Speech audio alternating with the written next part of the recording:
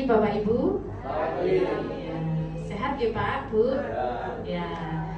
Sebelumnya saya ucapkan terima kasih atas kesediaan waktu Bapak Ibu untuk menghadiri acara ini, yaitu berbagi praktik baik tentang implementasi 7 jurus PK. Sebenarnya mungkin sebelumnya saya ceritakan dulu.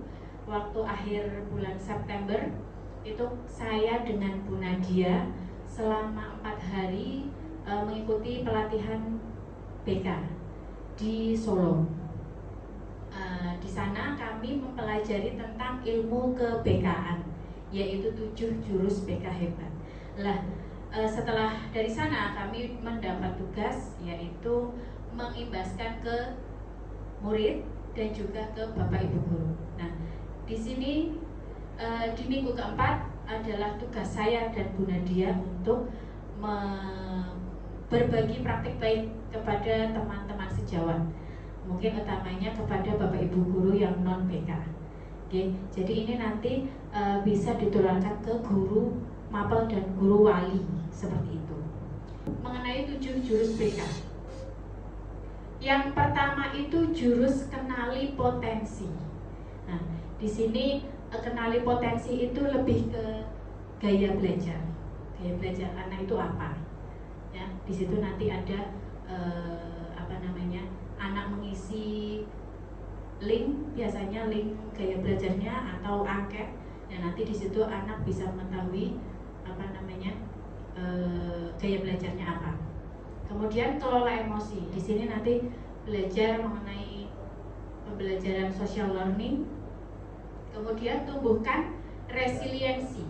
Resiliensi itu daya lenting Bapak Ibu. Jadi bagaimana anak bisa bangkit kembali ya dari keterpurukan, ya, bisa bangkit dari suatu masalah. Seperti itu. Kemudian yang keempat, jaga konsistensi. Ini bagaimana anak menjaga konsistensi dalam bersikap. Dan jalin koneksi. Koneksi itu bagaimana kita bisa menjalin koneksi dengan anak-anak. Seperti apa? Kemudian, yang 2 ini kenapa warnanya beda? Kalau yang 5 ini kita ranahnya lebih ke siswa. Tapi yang 2 ini bangun kolaborasi dan menata situasi itu kita lebih ke sistem stakeholder, ya, kita berhubungan kerjasama dengan stakeholder yang ada di sekolah. Next. Nah, sebelum saya memberikan ilmu yang saya dapatkan, kita di sana menggunakan metode ARKA. ARKA itu A-nya aktivitas, R-nya refleksi, K-nya konsep, dan A-nya terakhir aplikasi. Next. Nah, langsung pada jurus yang pertama, yaitu yang saya ambil kenali potensi. Saya sudah melaksanakan melalui bimbingan klasikal, ya, yaitu pada hari Rabu 22 Oktober 2025 di kelas 10.6. Pukul 13.15 sampai dengan selesai. Nah, kita menggunakan metode ARKA. ARKA yang pertama aktivitas. Anak-anak kami minta untuk bermain kertas emosi. Jadi anak-anak membawa kertas, lembar kertas. Nanti di sana saya membacakan sebuah cerita dengan berbagai situasi. Misalnya saya bangun pagi jam 6 sudah siap untuk berangkat sekolah. Setelah itu saya berangkat menggunakan sepeda. Tiba-tiba di jalan saya kecipratan air motor yang lewat. Nah, itu kan ketika anak mendapat kecipratan air itu kan kira-kira emosinya apa? Marah ya Pak? Nah, ketika marah, anak saya suruh untuk meremas, ya. Nah, kalau merasa, misalkan nanti ketika dia merasa senang, ya, misalkan tiba-tiba dia udah kecipratan air, terus sampai di sekolah dia dikasih roti sama temannya. Nah, itu kan berarti perasaannya apa, Bu? Senang. Nah, senang saya suruh elus-elus kertasnya. Kemudian kalau kesal, dia diremas dan marah, dia bisa sobek kertasnya. Jadi seperti itu. Nah, setelah itu kami refleksikan ke anak-anak. Bagaimana kondisi kertas yang kalian pegang sekarang? Pasti kan sudah diremas, sudah ada yang disobek, ya kan? Tidak seperti semula kertas yang mulus itu tidak mulus lagi, banyak guratannya itu. Nah, apakah kamu merasa menyesal dengan apa yang sudah dilakukan pada kertas itu? Ya, rata-rata anak menyesal. Ya, karena apa yang sudah diremas, apa yang sudah disobek tidak bisa kembali. Walaupun kita gosok seperti apa, tetap sama. Nah, saya kembalikan ke anak-anak lagi. Jika kertas itu adalah diri kalian, ya, bagaimana seharusnya kita bersihkan?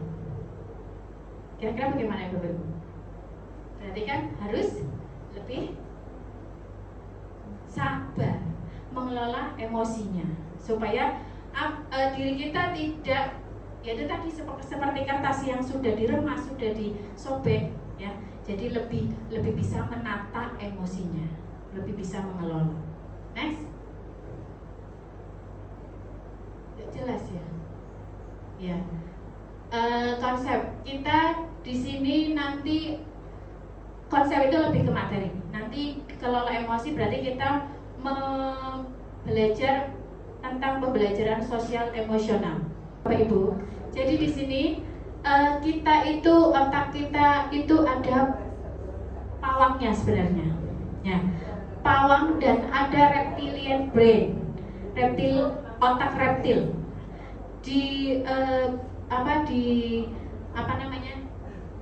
dianalogikan menggunakan tangan, ya. Reptil ini kita bayangkan sebagai jempol ini reptilnya, dan keempat jari kita adalah pawangnya. Nah, reptil ini, ya, kalau kita lepaskan begini dia akan keluar, berarti emosinya keluar. Nah, caranya gimana biar reptilnya itu diam? Berarti ditutup pakai pawangnya, seperti itu. Oke, jadi neurokorteksnya harus ada pada diri kita masing-masing. Next. Ya, jadi ini kalau kita tangannya tidak, pawangnya tidak mengepal, ya reptilnya berkoar-koar. Ya, semacam itu. Jadi ya tahu lah ya dinosaurus itu seperti apa. Makanya kalau dinosaurusnya nggak mau bangun, kita tutup, ya, kita tutup supaya tidak semakin banyak kata-kata yang keluar dari dinosaurus tadi. Itu. Next. Ya, kira-kira kalau dinosaurus ketemu dinosaurus, jadi apa? Ini Jurassic Park. Oke, laras Ibu, ya. Jika otak reptil itu kita simbolkan dengan dinosaurus, maka saat kita marah-marah, maka sebetulnya kita sedang dikendalikan oleh dinosaurus tadi. Berarti dinosaurusnya lepas ini, gak dikerangkeng nih, ya. Nah, jadi kita bisa mengendalikan melalui pawangnya tadi. Next. Ya, jadi jari terbuka, emosi meledak. Kalau jari menutup, dinosaurusnya tenang. Itu tadi dielus-elus, banyak elus-elus lah, biar dinosaurusnya tidur, ya. Otaknya boleh, kepalanya dielus-elus biar dinosaurusnya ikut tidur, gak apa-apa, ya. Itu kan nanti cara mengendalikan, mengelola emosi Bapak Ibu kan berbeda-beda, ya, seperti itu. Next. Ya. Nah, dalam mengelola emosi Bapak Ibu, kira-kira kita harus bisa menggunakan teknik ini, yaitu teknik jeda. Oke, kira-kira kalau setelah emosi langsung tindakan, jadinya apa Ibu? Pak? Jadinya baik atau tidak kira-kira? Nah, bisa dinosaurusnya keluar ya? Nggih. Tapi kalau misalkan kita kasih jeda di tengah-tengah, Kira-kira dinosaurusnya bisa tidur nggak? Nah, ketika kita emosi, kita kasih jeda. Jeda Bapak Ibu guru berbeda dengan siswa, berbeda juga dengan saya. Misalnya ada yang setelah emosi duduk dulu, kita kasih jeda.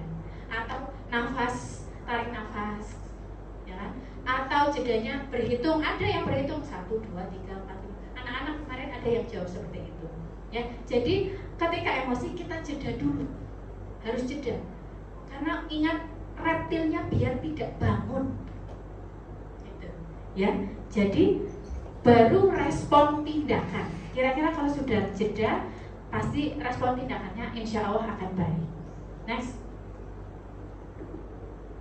Nah, ini roda pilihan. Roda pilihan yaitu tadi bisa berbagai macam pilihan, bisa ketika kita mengalami permasalahan bisa memaafkan atau misalkan family meeting, ya, dan lain sebagainya. Next. Nah, rumus A-message. Rumus A-message ini contohnya, misalkan saya merasa, jadi menyampaikan apa yang kita rasakan kepada orang lain atau yang bermasalah dengan kita. Intinya seperti itu Bapak Ibu. Next. Nah, juga bisa dengan rumus tanya. T-nya terima ya, tadi terima dulu atas respon emosi kita. Kemudian amati bagaimana reaksi kita. Kemudian nikmati dulu, yaitu tadi tarik nafas bisa, atau duduk dulu, atau tidur dulu boleh, ya, biar reptilnya ikut tidur. Kemudian yakini, ya, dan terakhir aksi. Aksi itu berarti ya tindakan kita, gitu. Next. Nah, aplikasi kemarin saya mintakan ke anak-anak untuk berpasangan. Satu menjadi dinosaurus, berarti yang marah-marah, dan yang satu menenangkan teknik tanya. Jadi anak-anak belajar menggunakan teknik tanya yang kemarin. Ya. Jadi Bapak Ibu, di kelola emosi ini, dinosaurus itu boleh muncul, tapi Bapak Ibu gurulah pawangnya. Oke, semoga bisa lebih mengelola emosi setelah ini. Oke. Ya. Next. Nah, selanjutnya di jurus ketiga Bapak Ibu, tumbuhkan resiliensi, ya, atau daya lenting. Aktivitasnya anak-anak saya suruh saya membuat menara dari kartu kemarin, kartu Uno saya menggunakannya, ya, membuat menara setinggi mungkin. Jadi membuat menara itu susah sekali, apalagi menggunakan kartu itu harus butuh selotip, kalau enggak ya roboh terus. Tapi anak-anak saya suruh kalau roboh bangun lagi, gitu. Nah, setelah terbangun menaranya, ada saya kipas-kipasin, saya kasih angin, ya, roboh kan. Nah, kemudian roboh, anak-anak kecewa lah. Ya, Bu Dita, kenapa harus ditiup? Kan saya sudah bangun dengan susah payah, ya. Bangun lagi, roboh lagi, bangun lagi. Kemudian refleksi. Nah, saya refleksikan ke anak-anak, ketika menara kalian goyah, bahkan roboh, bagaimana perasaannya? Ya, kecewa, udah capek-capek, ya, roboh lagi, dihempaskan sengaja, ya kan, dibubrakin, nah, seperti itu. Ya. Kemudian apa pelajaran paling berharga tentang daya lenting atau resiliensi yang kalian dapatkan saat berusaha bangkit dan membangun kembali dari puing-puing? Kadang anak-anak ya sudah, kalau sudah kecewa, sudah, dia tidak bisa bangkit lagi. Nah, mempelajari ini, jurus ketiga ini, mungkin anak-anak bisa lebih paham bagaimana mendorong diri dia untuk bangkit dari masalahnya. Gitu. Next. Kira-kira seperti ini Bapak Ibu menaranya kemarin. Jadi susah sekali membangun menara tadi, ya. Lagi-lagi roboh. Next. Ya, resiliensi adalah kemampuan seseorang untuk bangkit kembali. Itu resiliensi, itu bangkit kembali dari suatu perasaan tidak senang atau stres, kayak gitu.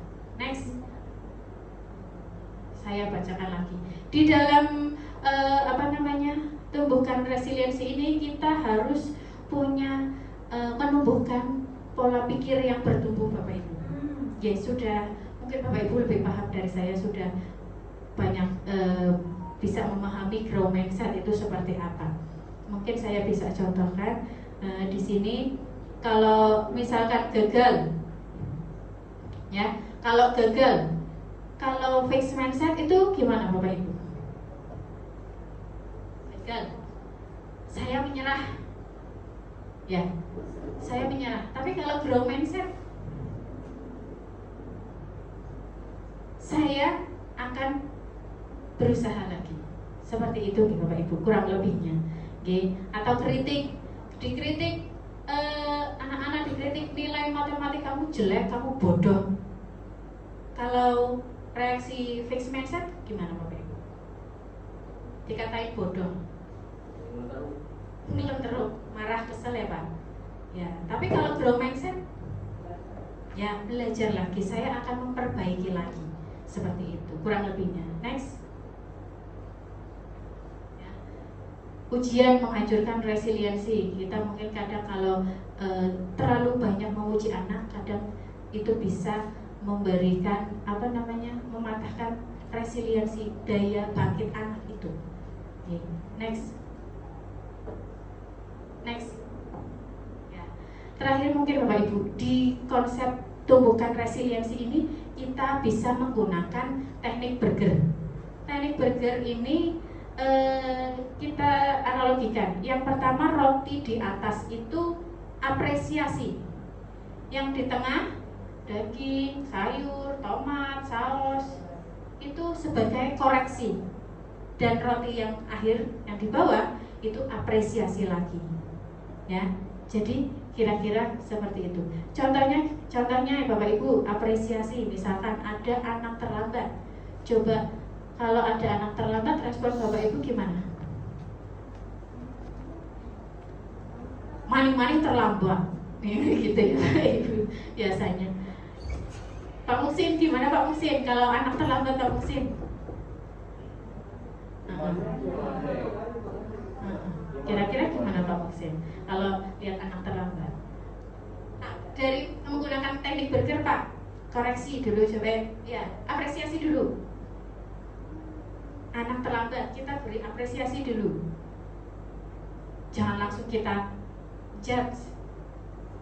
Kamu terlambatan terus, sudah berapa kali? Coba kalau apresiasi gimana kira-kira? Atau ada Bapak Ibu guru yang bisa?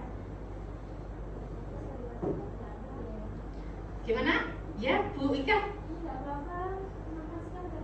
Iya, betul sekali. Matur nuwun Bu Ika. Ya, alhamdulillah Ibu sudah terima kasih kamu mau berangkat. Ya, Ibu bangga sama kamu mau berangkat walaupun terlambat gitu. Jadi apresiasi dulu. Dan koreksinya Bapak Ibu. Iya. Besok mungkin bisa bangun lebih pagi biar tidak terlambat lagi, ya. Jangan diulangi lagi ya. Itu misalnya. Terus koreksinya, terakhir Bapak Ibu, apresiasi lagi. Terakhir Bapak Ibu, apresiasi lagi. Ibu yakin kamu bisa. Ya. Jadi kira-kira kalau anak kita mendapat respon semacam itu, anak gimana Bapak Ibu? Termotivasi untuk bangkit atau tidak? Ya, jadi ya, jadi mungkin kita juga perlu mengelola emosi juga ya Bapak Ibu. Ya, jadi untuk memberikan daya lenting ke anak, yaitu caranya termasuk salah satunya teknik burger tadi, apresiasi, koreksi, dan apresiasi lagi. Jadi anak itu akan, walaupun kita kadang di dalam hati kesel, bongkong, atau ya Pak. Iya. Iya. Tapi paling tidak kita harus bisa mengelola emosi supaya tidak lebih emosi daripada siswa kita. Semacam itu. Next. Aplikasi. Kemarin aplikasinya kita anak-anak kami minta untuk memberikan 3 contoh situasi ya yang mengalami kegagalan atau kesulitan, kemudian dipraktekkan, disimulasikan menggunakan teknik burger tadi. Nanti Bapak Ibu, ya.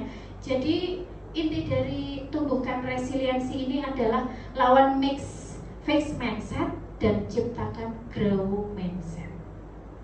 Oke.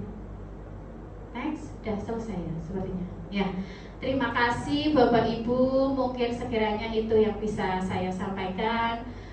Kita di sini berbagi ilmu, ya, mudah-mudahan bisa memberi tambahan wawasan untuk kita semua. Saya akhiri, wabillahi taufik wal hidayah. Wassalamualaikum warahmatullahi wabarakatuh.